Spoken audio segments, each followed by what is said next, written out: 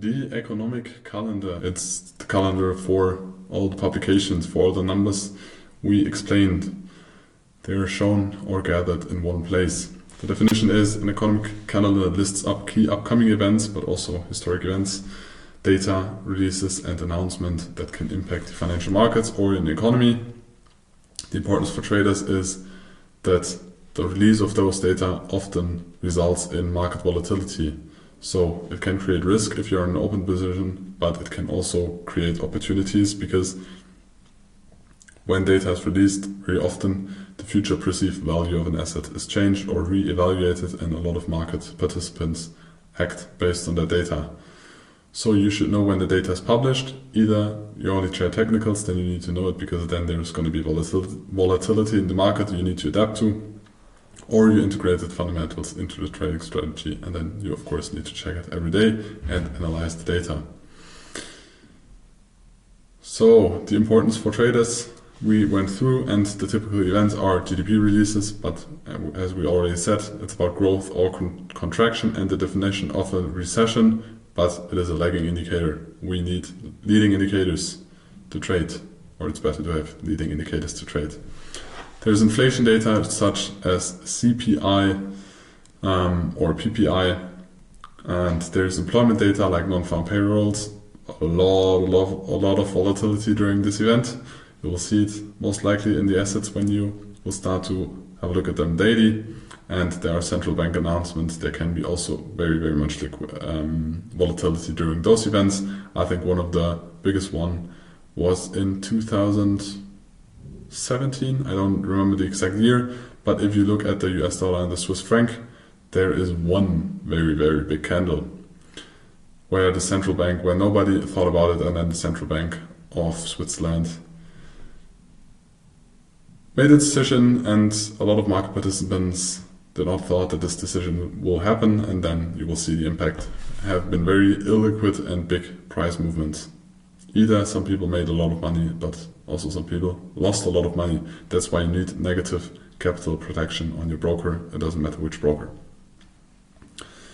And we have manufacturing data like the PMI releases, and an economic calendar can look like this. In this example, there's Forex Factory. I think it's one of the most famous, or one of the ones that is used most. You see the currency pairs or the major currency pairs, and you can filter in this one the impact. So you have different colors. You have yellow, you have red, and I think you have orange for the importance, because there is a lot of economic data published, but a lot of it is not really important. You can also filter just for the red ones or the orange and the red ones, and you can reduce it to the currencies you trade or the currencies related to the asset you trade. When you trade US stocks, maybe it is not that interesting what the economic data in Japan or China looks like.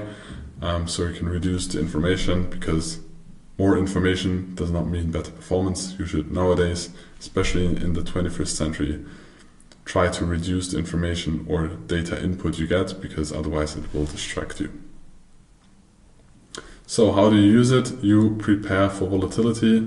Before CPI or non-farm payrolls, you should adapt your position, or not open a position directly before that without knowing that news are going to be published. And after the publication of those news, you should re-evaluate and maybe search for trading opportunities. You should adjust your positions, so maybe take partial profits before that or after the big spike move. And you can also build strategies around this.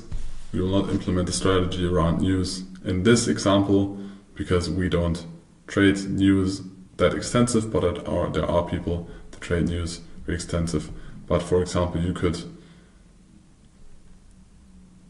if there is a central bank and that publishes their decision or their decision about the interest rate, it is a very high impact release, and maybe you should exit the position before that, because either you're gonna make a big profit or you're gonna give away a big profit maybe of a position you have opened before, but it is more gambling when you don't really analyze and you're not deep into leading indicators and trying to predict the decision of the central bank.